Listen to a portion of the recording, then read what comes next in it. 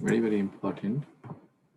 But reading on the special days like Ekadashi has multifold more effect in our spiritual journeys.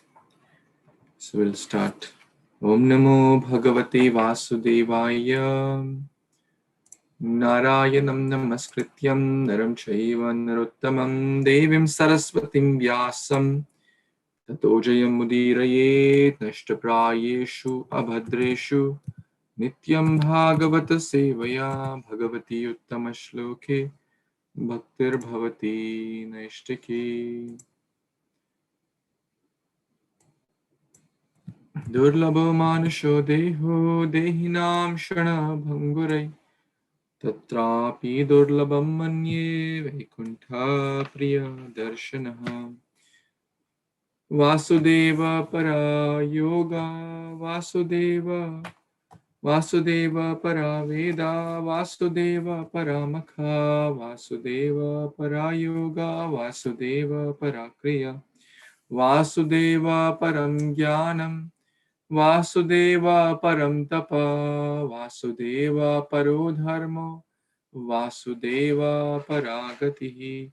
Hare Krishna, Hare Krishna, Krishna Krishna, Hare Hare, Hare Rama, Hare Rama, Rama Rama Hare Hare. Mukam karoti vachalam Pangum langayate girim Yat kripatamaham vande Shri Guru Dinatarinam Paramananda Madhavam Śrī Caitanya Ishwaram. Hare Krishna, thank you again for joining, and thank you Sudhir Prabhu, Vipul Prabhu, for coordinating this Bhagavatam reading in my absence. So I believe we read till text number 32, chapter 9, chapter 6, Canto 9. Is that correct? Hare Krishna, yes, yes. Vipul Prabhu led the discussion yesterday. Okay, so you have to read from 33, right? Okay. So just to give a brief background of others may not be there. So we are talking about, so in the first few verses, there are multiple stories about Vikukshi and Amrish Maharaj's dynasty. Amrish Maharaj we read about in chapter 5. And then there is a story of Puranjaya. And then his dynasty goes on. And then Kuvalyasva dynasties goes on. So I was hearing the class this morning about this topic, and His Grace Bhurijan Prabhu made a very nice and really amazing point that there's so many name comes. He was the son of this, his son was so-and-so, then his son was so-and-so, he had 2 daughters, 3 sons, and then this happened, on and on, right? We have read all so many names. So he mentioned a very nice point which really struck my heart, that and these were great kings, right? They were not just ordinary citizens of the country or the kingdom. They were great kings. They were very powerful, very knowledgeable, very wealthy, had a lot of entourage, ministers, etc. But then it's just a name, right? It's just a name in the Bhagavatam or in the history. And we will probably forget after 2 days, or right after the class we'll forget. I'll also forget. I'm not saying that there's anything wrong, because it's even hard to. And if someone asks me, do we know the name? Maybe it's in the Bhagavatam, but I don't recall because it was not really important. So the point is that no matter how big our material accomplishments are, how many degrees we may have, how much big home we have, cars we have, if one is not Krishna conscious, then it's just a name. As Srila Prabhupada said to His Grace Amrish Prabhu, Alfred Ford, oh, so you are the grandson or the great-grandson of Henry Ford? Where is Henry Ford now? Right? Some people may know his name, but after 100 years, no one will know even the name. With no disrespect to anyone, but the point is, but can we forget the name of Prahlad Maharaj? No. Can we forget the name of Dhruva Maharaj from Bhagavatam? Parikshit Maharaj? Well, no one can forget if someone is reading Bhagavatam, because the spiritual thing, the spiritual substance, their pure devotion is what made their life really exemplary. So I really like that point and just thought to share before we move on to text number 33. Trasadasyor itindronga vidadhe nama yasya vai yasmat trasantiya udvigna dasyavo ravanadayaham yauvanasvo athamandatha chakravarti avanim prabhu sapta dvipavatim eka shashayachyuta tejasa. Translation by His Divine Grace A.C. Bhaktivedanta Swami Prabhupada. Shri Prabhupada ki jai. Mandata, the son of Yuvanashva, was the cause of fear for Ravana and other thieves and rogues who caused anxiety. O King Parikshit, because they feared him, the son of Yuvanashva was known as Trasadasyo.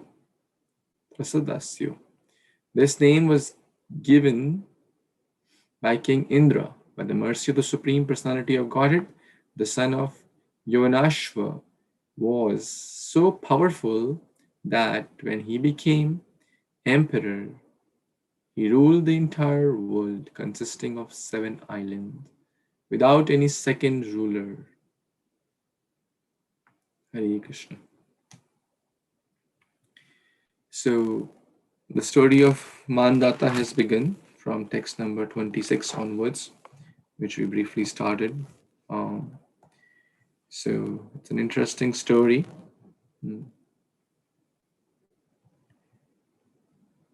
That the story is that he came from the lower right side of Yuvanashva's abdomen, because Yuvanashva drank the water which was supposed to be drank by his wife to beget a child. So, and then everyone understood it's the will of the providence. So its birth is an interesting story. So Yuvanashva's, but now who will feed the milk to the baby? And then Indra had to come. He put his forefinger and asked, "You may drink me." So this person was very powerful, Mandata, and as we see, he was a cause of fear for Ravana also. So you know the strength of Ravana, and he was practically ruling the entire world. Saptadvipa. There are multiple dweeps. We are in Jambu Dvipa. We're not talking about Indian Ocean, Arctic Ocean, etc. These are different dvipas. We're talking about Jambu Dweep, Pulaksha Dweep. There are 7 islands surrounded by 7 dvipa. Pa means water, Dvi means 2. The one which is surrounded by water on 2 sides. Now 2 sides referring to in and out, because these are like concentric circles. So imagine concentric rings, and there is water between the 2 rings, and there's liquid between the 2 rings. There is clear water, there is honey, and there are different types of liquids. But in short, and this was created by, anyone remembers who created this 7 dvipas? We read in the Bhagavatam.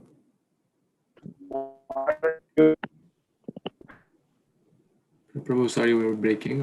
The voice was breaking. Can you repeat? Maharaj Priyavrata? Yes, absolutely. Thank you, Prabhu. So Maharaj Priyavrata created these 7 dvipas. So thank you so much. So this was the strength of Mandata.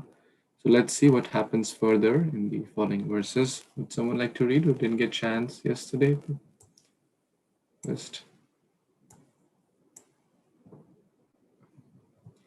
Okay, so maybe let's take second turns. And anyone wants to read? Yes, Vipul Prabhu, you want to start? Sure. Hare Kṛṣṇa devotees, Dhamma Pranam, all goes to Śrīla Prabhupada. Text 37.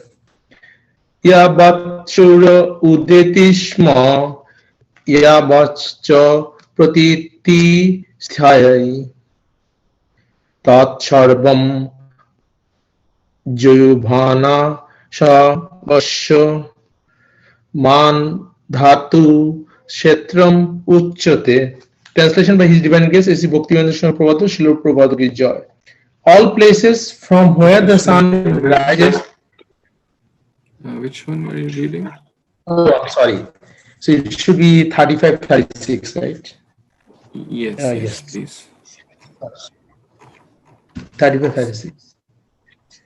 Ijecho yajnam krotubhi atmavid bhuri dakshina sarvodeva mayam devam sarvat makam atindriyam dravyam mantra vidhi yagno yajmanas tat bijo dharmo deshascho kalascho sarvam itat yat atmakam.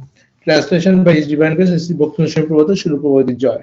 The Supreme Personal Godhead is not defined from the auspicious aspects of great sacrifice, such as the ingredients of the sacrifice, the chanting of the Vedic hymns, the regulatory principles, the performer, the priest, the result of the sacrifice, the end of sacrifice, and the time of sacrifice. Knowing the principles of self-realization, Mandhata worshipped the transcendentally situated Supreme Soul, the Supreme Personal Godhead, Lord Vishnu, who comprises all the demigods. He also gave immense charity to the Brahmanas, and thus he performed yagna to worship the Lord.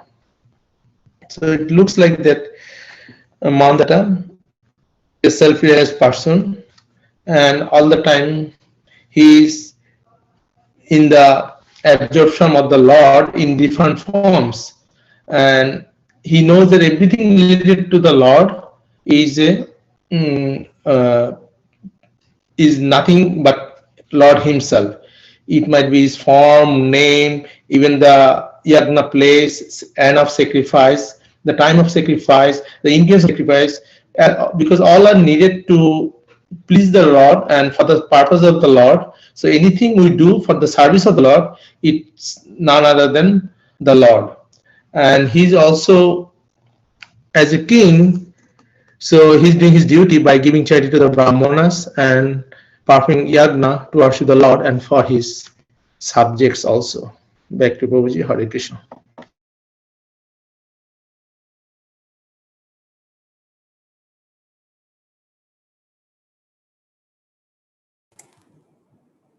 Thank you so much, Prabhuji. So we read a very similar verse recently in the Bhagavad Gita in chapter number 4. I'm going to share that with everyone so you can see. So Brahmarpanam Brahmahavir Brahmagno Brahmanahutam Brahmaiva Tena Gantavyam Brahma Karma Samadhina. So the 6 types of Brahma or transcendental here, spiritual objects, Arpanam, Havi, the instruments or Dravya used in this word. Dravya also means articles, fire, Agni, priest, Huta, Gantavya, destination, and Samadhi. So quite similar words basically. How he was doing this process of self-realization at that point, which is doing these yagyas. Ijja is also referred to worship of the Lord. So perform the yagya to worship the Lord. Very, very clear the Supreme Personality. He was worshipping the Supreme Personality of Godhead, who comprised all the demigods. Jasmin tushte jagat tushte. It's like feeding the roots, watering the roots, and all the twigs, branches, leaves, etc. are naturally watered. So Mandata was doing this to please the Lord. So let's see, text 37. Yes, Vasuti Mataji, you want to read? Hare Krishna Prabhuji, Dandavat Pranam. Text 37. Yavat Surya Udeti Sma Yavatcha Pratisthitati Tat Sarvam Yayuvanasvasya Mandatav Mandhatu Kshetram Uchate. Translation by His Divine Grace A.C. Bhaktivedanta Swami Prabhupada ki Jai. All places from where the sun rises on the horizon, shining brilliantly, to where the sun sets, are known as the possession of the celebrated Mandhata, the son of Yovanasva. Back to you, Prabhuji. Hare Krishna.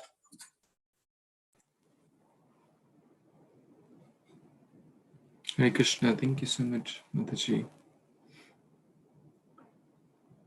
So basically, we just read that he had practically rule over the 7 islands.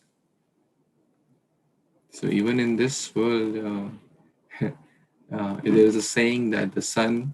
There was a saying that the sun never sets in the British Empire, right? Have you heard that before?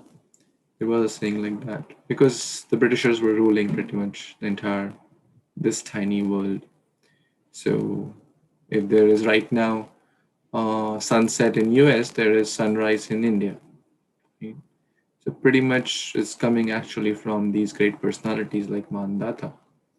Because he was not just ruling this tiny world, he was ruling the entire 7 islands, which are like millions and millions and trillions actually of miles. We can't even estimate there or comprehend.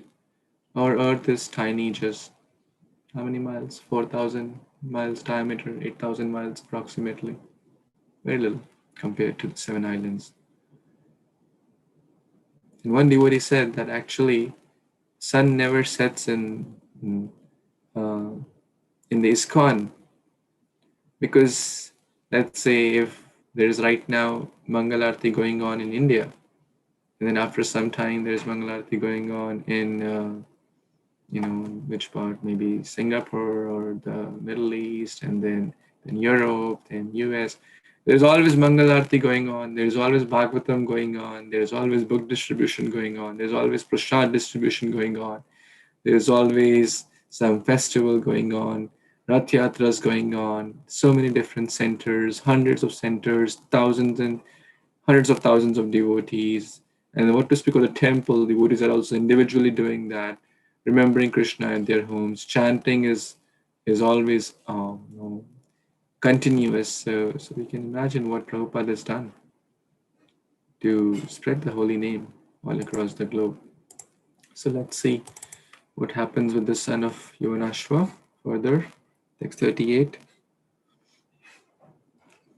Yes, Vedai, you want to read, Avani?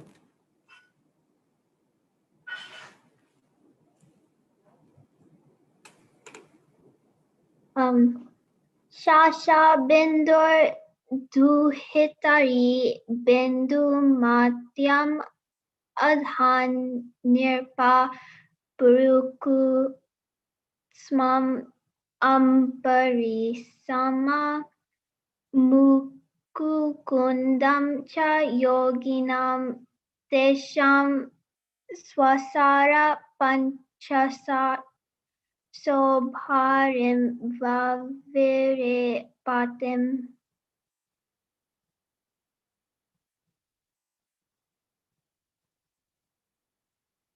Translation. Mandhata begot 3 sons in the womb of Bindumati, the daughter of Shashabindu. These sons were Purukusta, Ambarisa, and Mukukunda, a great mystic yogi. These three brothers had 50 sisters who all accepted the great sage Saubhari as their husband. Hare Krishna. Hare Krishna, thank you so much. So quite straightforward. Mandata's children are mentioned here. So 50 daughters and 3 sons. So let's see what happened. Who were the Saubhari? Who were the 50 daughters? Yes. Ramon Prabhu, you want to read?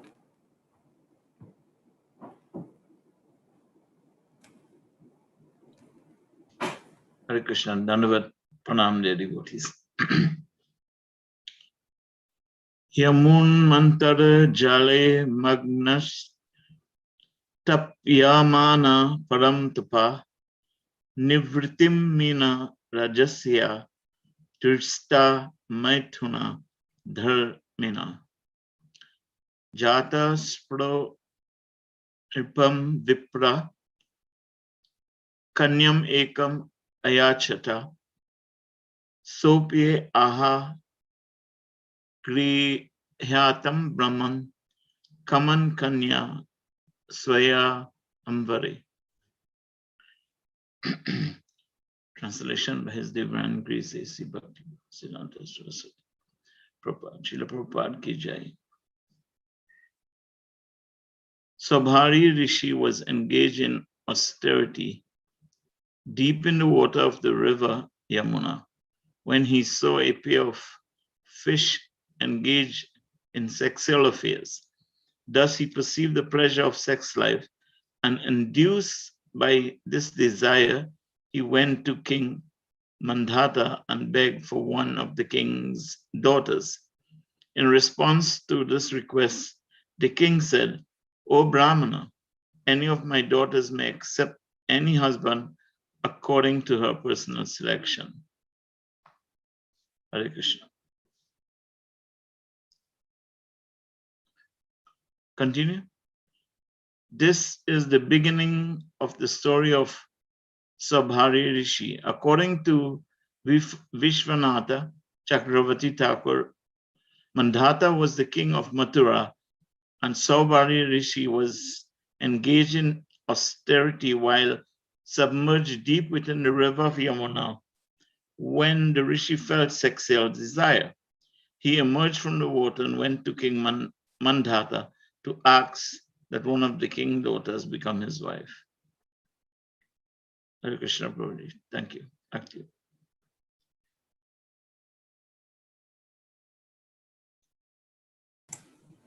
Hare Krishna. Thank you so much, Prabhu. So, this is the story of Saubhari Muni. I think most of you have heard this story, right?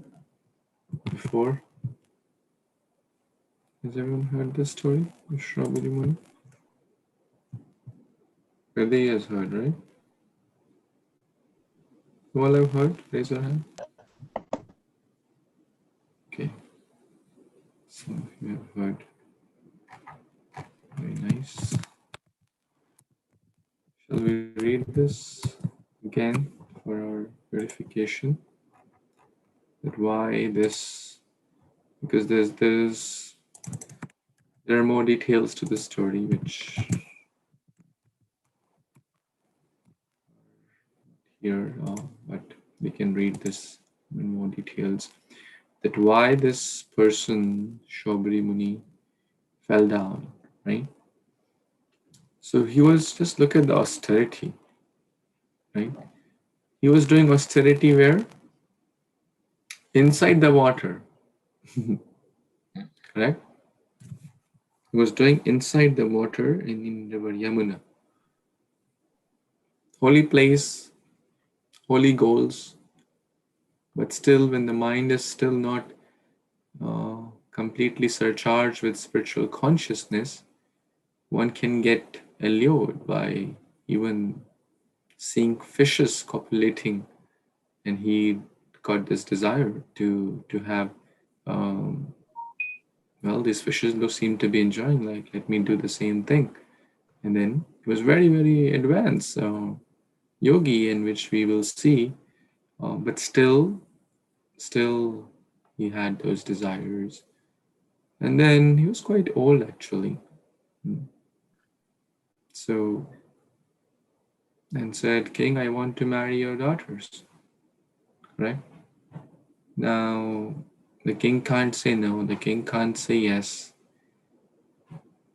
because this person is so old.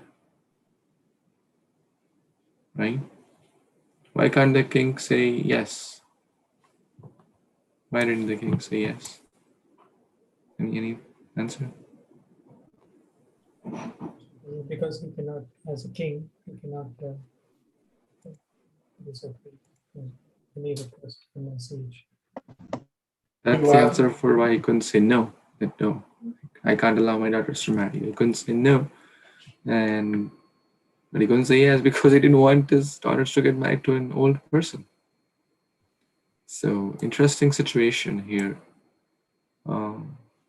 So he said, okay, whichever of my daughter accepts you as your husband, Swayamvara, basically, then that's their choice. Right? So it's kind of a tricky way to, and he was hoping that, well, none of the daughters would accept, because no girl wants to marry an old person, right? So he was hoping that pretty much this would stop here. But let's see what happens in the story further. Yes, text 41. Yes, Sudhir Prabhu, you want to read? Sure, Prabhu. Hare Krishna devotees and Nityaṁ and Śrī Caitanya Saubhāri Muni Śrīnam Jarato Aham Asanmata Vali Palita Ijaka Iti Aham Pratyupahara Sadhayase Tatu Manam Surastinam Abhipsitam Kim Punar Manoje Pranam Iti Vyavasati Prabhu. Translation by Srimad Bhagavatam Swami Srila Prabhupada Ki Jai. Saubhari Muni thought, I am now feeble because of old age. My hair has become grey, my skin is slack, and my head always trembles. Besides, I am a yogi, therefore women do not like me. Since the king has thus rejected me, I shall reform my body in such a way as to be desirable even to celestial women. What to speak of the daughters of the worldly kings? So Hare Krishna, here you can see that Saubhari Muni, and now he's decided that he wanted to marry, and he knows the position of the king. So he thought of converting himself into a young boy who even the celestial woman can want him.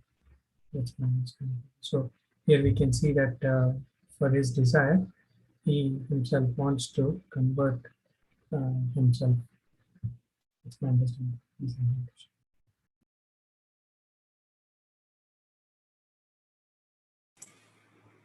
Thank you so much, Prabhu.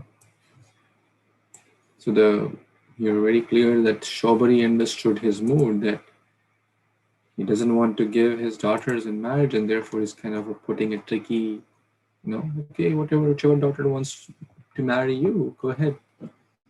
And he knew that no daughter will select me. But he was an advanced yogi and transformed his body to be desirable even for celestial women. Because celestial women have a million times more beautiful body than the on this planet. I was mentioning that the women in this, even the Miss World of this world, Miss World of this world, interesting, would be like a frog in front of celestial beauty. And the Miss Celestial Beauty would be like frog is in front of the spiritual beauty of the gopis. And Radharani's beauty is even a million times more. That's why our Krishna is attracted towards her. So, of course, that's on a completely spiritual level. And but the point is, Saubhari Muni transformed. So let's go back and read this special story from Krishna book, because we want to know, right? Who all want to know why Saubhari Muni got into this trap of lust, although had so much power? Like, can any one of us transform ourselves into a 20-year-old? If we are like 70, 50, 40, 30, whatever, can we transform to 20-year? No. He had very special powers. But let's see what happened and why he got. It's from chapter 17 of Krishna book, Extinguishing the Forest Fire. So maybe someone can read the first paragraph, and then who wants to read? Okay, go ahead, Vedi. Hare Krishna. King Parikshit, after hearing of the chastisement of Kaliya, inquired from Sukdev Goswami as to why Kaliya left his beautiful land and why Garuda was so antagonistic to him. Shukdev Goswami informed the king that the island known as Nagalaya was inhabited by serpents and that Kaliya was one of the chief serpents there. Being accustomed to eating snakes, Garuda used to come to this island and kill many serpents at will. Some of them he actually ate, but some were unnecessarily killed. The reptile society became so disturbed that their leader Vasuki appealed to Lord Brahma for protection.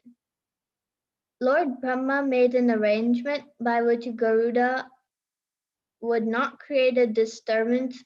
On each half-moon day, the reptile community would offer a serpent to Garuda. The serpent was to be kept underneath the tree as a sacrificial offering to Garuda. Garuda was satisfied with this offering, and therefore he did not disturb any other serpents. Hare Krishna. Thank you. Would someone like to read the next paragraph? Yes, Prabhu, I can read. Hare Krishna. But gradually, Kaliya took advantage of this situation. He was unnecessarily puffed up by the volume of his accumulated poison as well as by his material power. And he thought, why should Garuda be offered this sacrifice? He then keeps offering any sacrifice. Instead, he himself ate the offerings intended for Garuda. When Garuda, the great devotee carrier of Vishnu, understood that Kaliya was eating the offered sacrifices, he became very angry and rushed to the island to kill the offensive serpent. Kaliya tried to fight Garuda and faced him with many hoods and poisonous sharp teeth. Kaliya attempted to bite him, and Garuda, the son of Dakshaka, in a great anger and with a great force, befitting the carrier of Lord Vishnu, struck the body of Kaliya with his effulgent golden wings. Kaliya, who is known as Kadru Suta, son of Kadru, immediately fled to the lake known as Kaliya Radha, which lie within the Yamuna river and which Garuda could not approach. Thank you, Prabhu. Very good. Thank you, Mataji. Yes, Namita Mataji, want to read next? Yeah, sure. Hare Krishna Prabhuji. Kaliya took shelter within the water of the Yamuna for the following reason. Just as Garuda went to the island of Kaliya snake, he also used to go to Yamuna to catch fish to eat. There was forever a great yogi known as Saubhari Muni who used to meditate within the water there and who was sympathetic with the fish. He asked Garuda not to come there and disturb the fish. Although Garuda was not under anyone's order, being the carrier of Lord Vishnu, he did not disobey the order of a great yogi. Instead of staying and eating many fish, he carried off one big fish who was the leader. Saubhari Muni was sorry that one of the leaders of the fish was taken away by, I can read the note, taken away by Garuda. And thinking of their protection, he cursed Garuda with the following words. Henceforward from this day, if Garuda comes here to catch fish, then I say this with all my strength, he will be immediately killed. Hare Krishna. Hare Krishna. Thank you so much. So is everyone getting the story here? Or is it confusing? Everyone clear? Yes. So basically, in this part of the paragraph, Saubhari Muni cursed Garuda that dare not enter this river, right? But if you enter, I'll just kill you. And the question may come, was he right or wrong? He's trying to protect the fishes, correct? Was he right or wrong? How many of you say he was right in doing so? How many of you say he was wrong in doing so? How many of you say don't know if he was right or wrong? Okay. Right. He was right? Yeah, raise your hand. Let me see. Okay. Oh, it's more clear. How many of you say he did good job? Right? Garuda or Saubhari Muni? Saubhari Muni, right? Yes, Prabhu. We're asking the Saubhari Muni cursed Garuda. They dare not enter. How many of you say they did wrong by cursing that you dare not enter? Okay, and others are still thinking. Okay. Okay, let's see.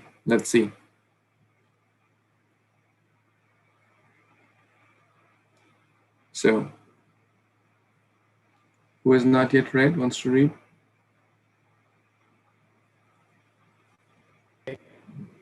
Yes, sir. Hare Krishna. This curse was known only to Kalya. Kalya was therefore confident that Garuda would not be able to come there, and so he thought it wise to take shelter of the lake within the Yamuna. But Kalya's taking shelter of Saubhari Muni was not successful. He was driven away from the Yamuna by Krishna, the master of Garuda. It may be noted that Garuda is directly related to the Supreme Personality of Godhead and is so powerful that he is never subject to anyone's order or curse. Actually, the cursing of Garuda, who is stated in Śrīmad-Bhāgavatam to be of the stature of the Supreme Personality of Godhead, Bhagavan, was an offense on the part of Saubhari Muni. Although Garuda did not try to retaliate, the Muni was not saved from his offensive act against a great Vaishnava personality. Due to this offense, Saubhari fell down from his yogic position and afterwards became a householder, a sense enjoyer in the material world.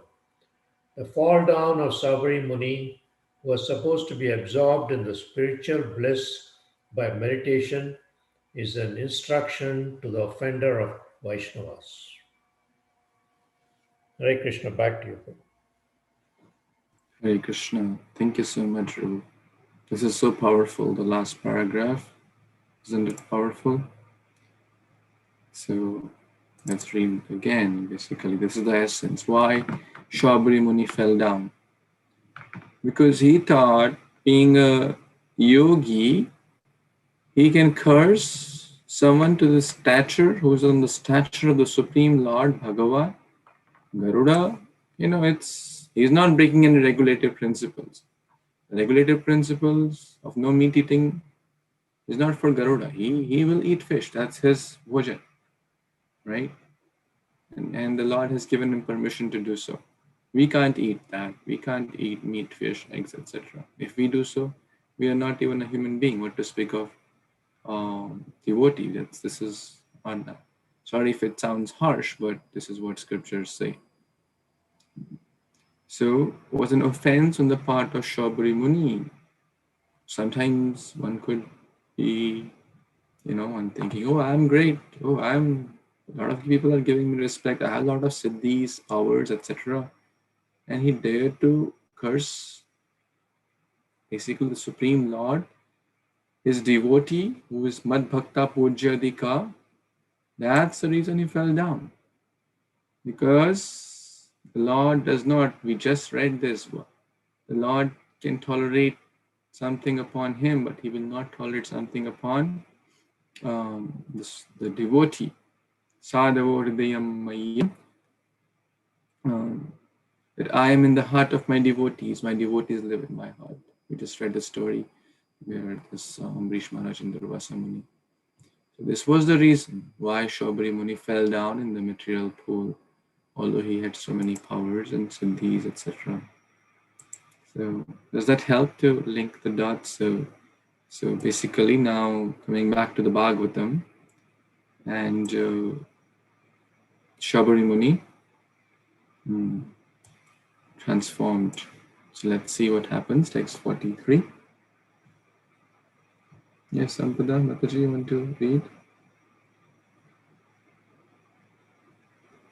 Yes, Prabhuji, Hare Krishna. Munihi praveshita shatra kanyanta puram riddhimat vitah saraja kanyabhir ekam pancha satavaraha. Translation by His Divine Grace, A.C. Bhaktivedanta Swami Srila Prabhupada Ki Jai.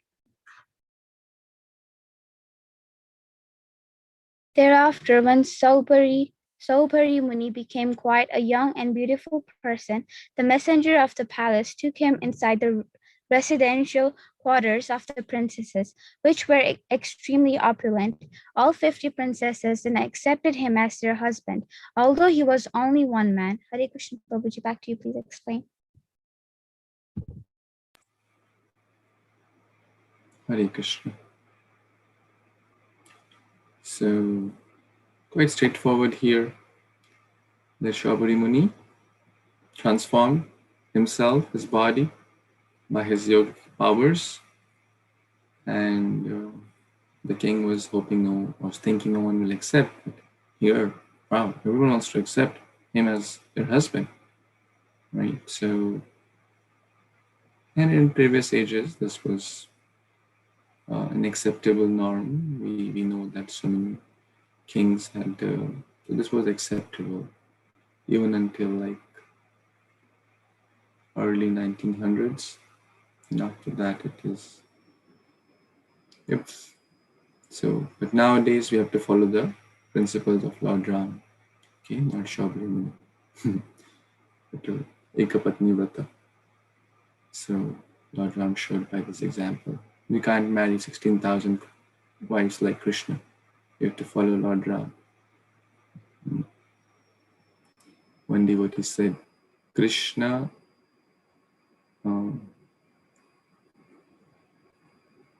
we should follow Krishna ki kathni, Bhagwan Ram ki karni.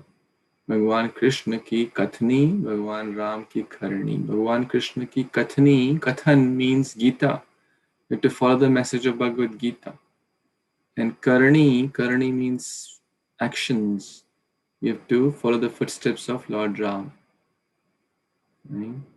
We can't follow the footsteps of Lord Krishna. Marry 16,000. That will be too much. Okay. Text 44. 4. Someone wants to read this.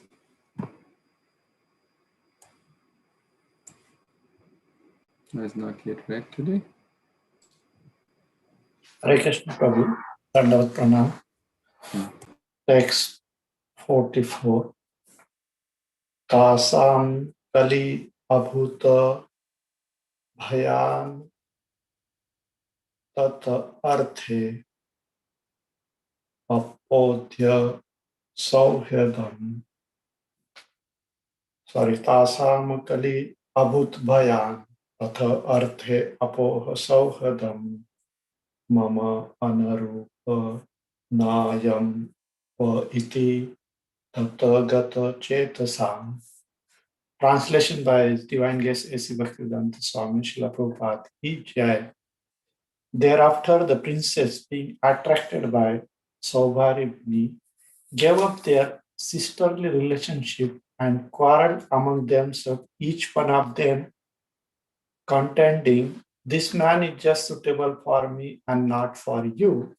In this way, there ensued a great disagreement. So it's very straightforward Prabhuji here. So Saubhari Muni is transformed himself as a beautiful boy.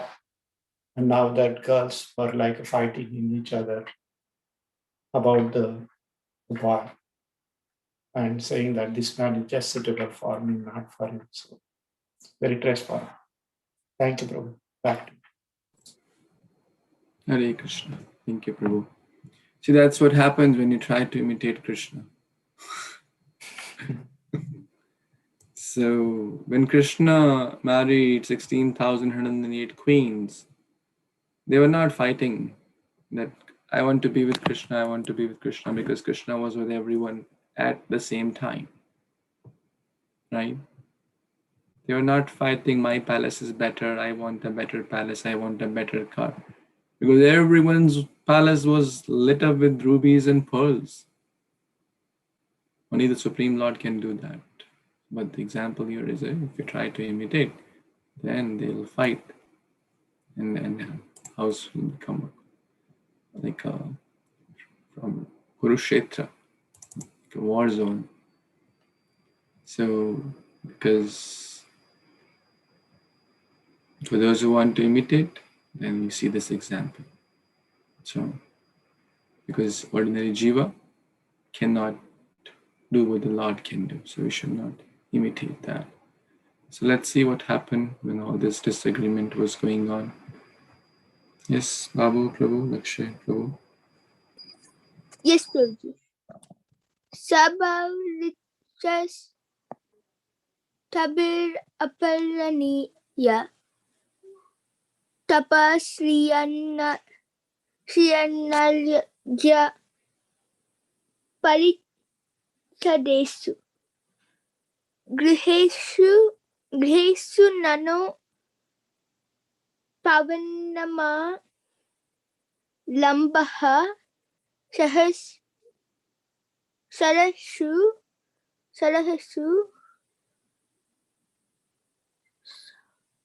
saugandika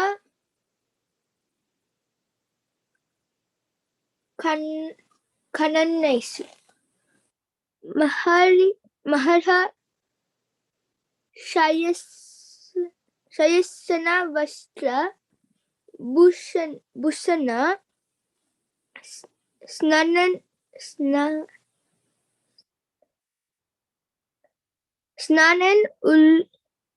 ulapabhyavara malyakai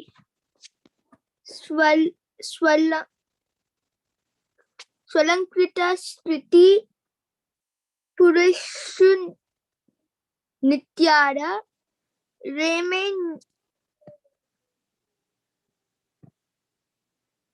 anugayad dvija vinga vandishu. Because Saubhari Muni was expert in chanting mantras perfectly, his severe austerities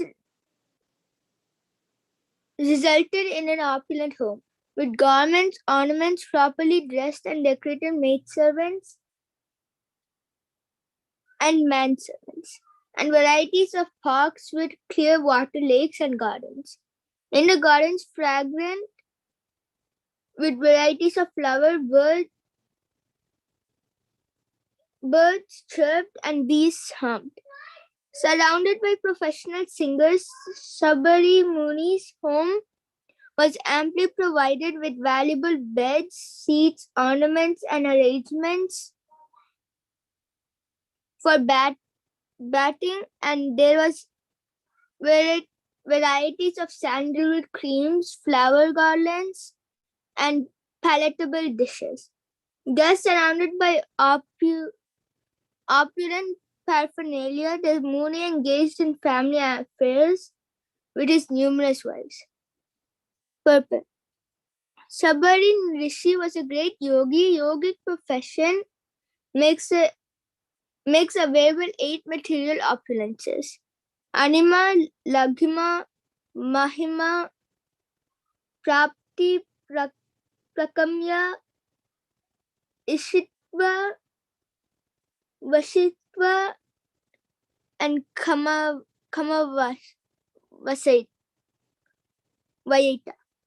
Saubhari Muni exhibited super excellence in material enjoyment by dint of his yogic perfection. The word bhav-rich means expert in chanting mantras.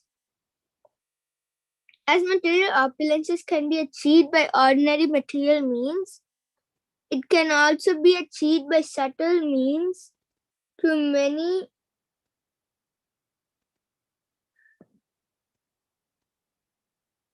mantras. By chanting mantras, Saubhari Muni arranged for material opulence, but this was not perfection in life. As will be seen, Saubhari Muni became very dissatisfied with material opulence and thus left everything and re-entered the forest in the Vanaprastha order and achieved final success. Those who are not Atma Tattva Vid, who do not know the spiritual value of life, can be satisfied by external material opulences.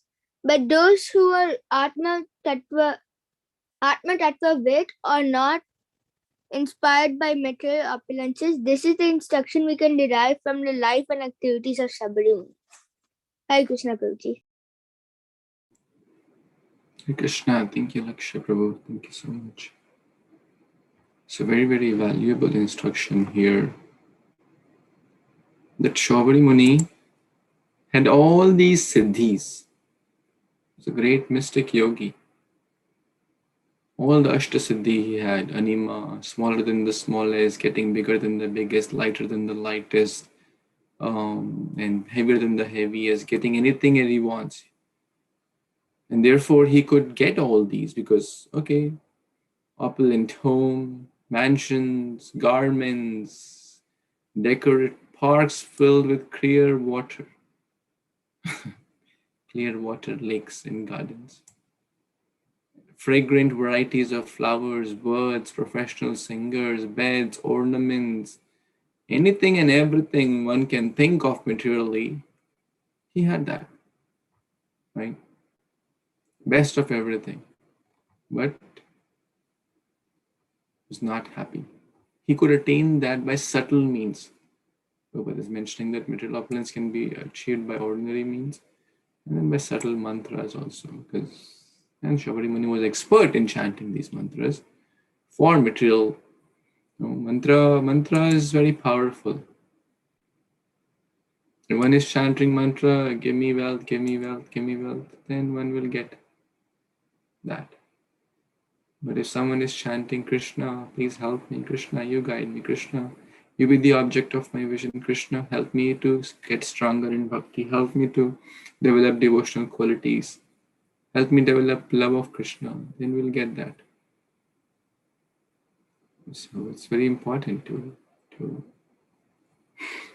Because Lord is very merciful. He will give, especially material things, He'll give more easily. But it's not the ultimate success. And as Prabhupada is mentioning, that he was later disgusted, dissatisfied, very dissatisfied, not just dissatisfied. Because material opulence cannot give true satisfaction. Just think about, what did Saubhari Muni did not have? Youth, beauty, wives, palaces, kingdom, gold, rubies, gardens, birds, trees, and whatever one can think of, he had that. He had the siddhis to get that, but still dissatisfied. Because we are not the body, right? It's a fundamental teaching of Bhagavad Gita. If we are not the body, then things in relation to body, no matter how good or bad they are, they will not please us. They will not give us true happiness. At the end, they will just give us dissatisfaction. So let's see one last words. Yes, Manjula. Can I just comment on one thing? Yeah, please. Yeah, even with the material opulence, there's too much. If there is too much, then you should have what you need, and that's it. And if you have too much of it, then you're dissatisfied again. Yes, that's true. We should be happy with whatever, because the too much is also relative. Right?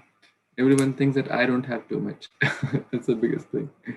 That when I get this, that will be too much. But that person thinks, no, because there is someone even better than him or her, that person has too much.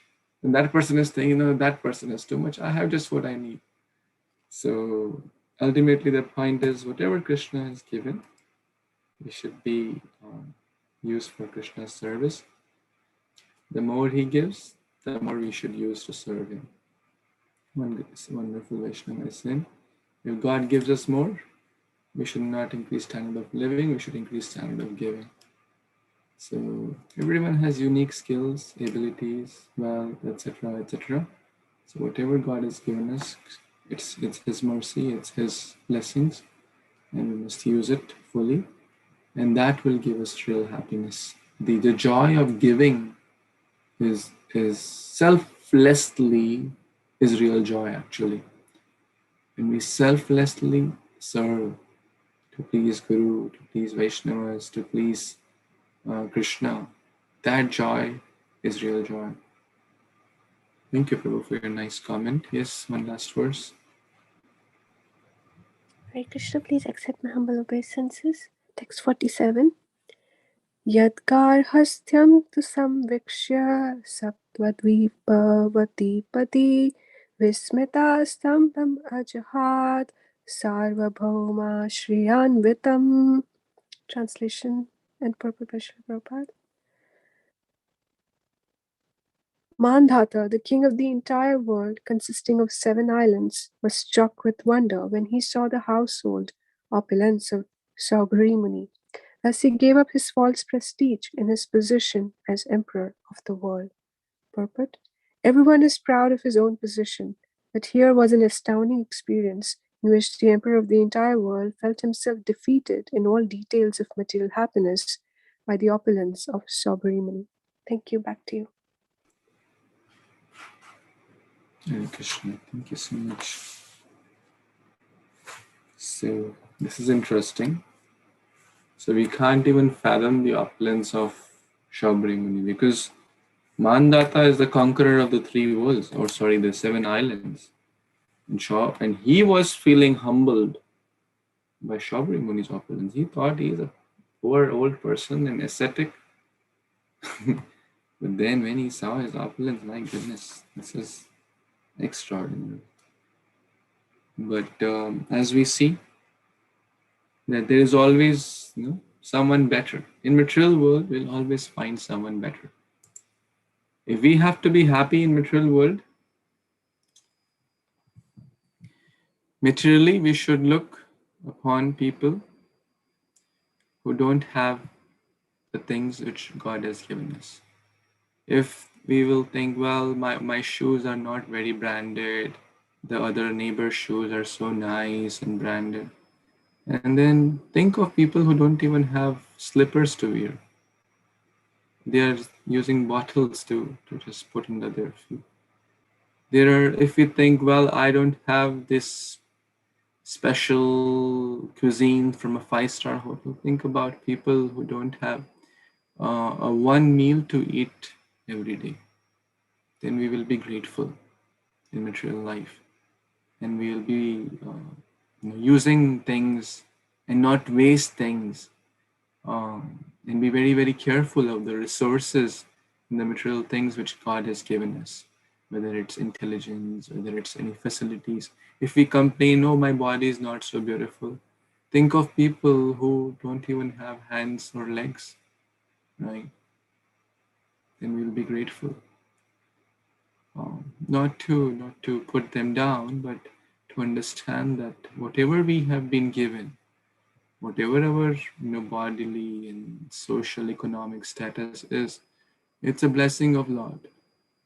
So rather than complaining, we should be grateful. On the spiritual side, we should always look on people who are doing better than us. If someone feels, well, I read Bhagavatam every day, we should think of people who are doing much more in their spiritual life. Then we will not develop false pride that I am better, I get up early, or I do Bhagavatam, or I am following Ekadashi. This person doesn't even follow Ekadashi, or I chant this many rounds. This person only chants one round, so I'm better than him or her. So that we have to keep ourselves humble. So in spiritual side, we should always look on up to people or devotees who are doing much, much better than us.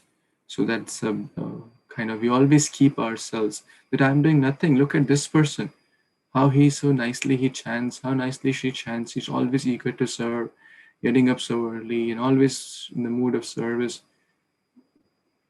And we will find what we are looking for. If we want to be complacent in our spiritual journey, then we can look, oh, this person only chants 1 round. I am chanting 8 rounds, so I'm much better. Oh, that's fine.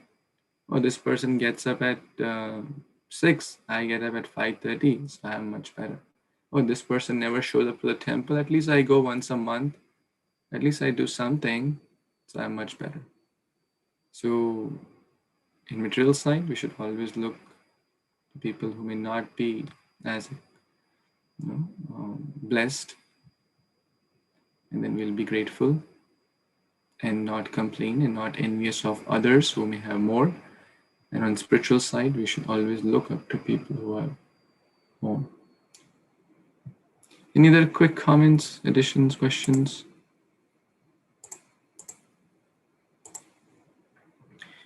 Okay, so just a quick reminder, today is Dev Shani Ekadashi. So Shain means to sleep. The Lord goes to sleep, but his sleep is different from our sleep. We have to moderate our sleep. Last few weeks I had been traveling a lot, so I could certainly not do so. And that's just an excuse.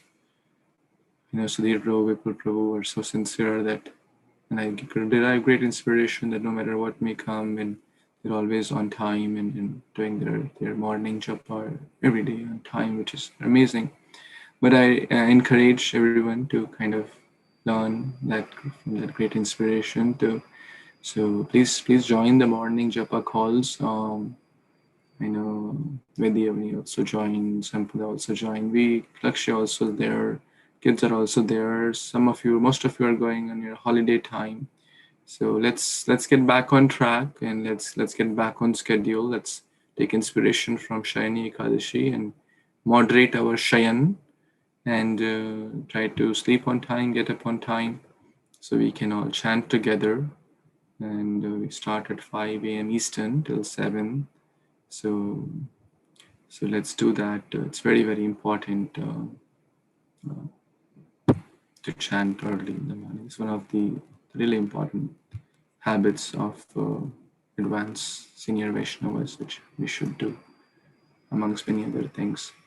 So I request everyone to please join the japa calls if possible, and even if it is like your time zone is an hour back or so, but getting up early is very important. So set up your goals, set up your time, set up your rounds, etc. And then try to give your association in the morning call, which will help us get more inspired. And I encourage even kids to join. Of course, they may not join at 5, but even if you can join at whatever time, 6, 6:30, at least some rounds we can chant all together. And just a quick remark, the parent time is quite short tomorrow. It's around 6:30-ish. The message is already there in your phones. So just keep an eye. It's a short period of 10 minutes, about 6:40-ish, 6:45. Granthraj Śrīmad-Bhāgavatam ki jai, Śrī Prabhupada ki jai, Samaveta Gaura Bhaktivinoda ki jai. Vanchakalpatarubhyascha kripa sindhubhyaiva cha patitanam pavanebhyo vaishnavibhyo. Hare Krishna, thank you so much. Hare Krishna. Thank you. Hare Krishna, Prabhuji.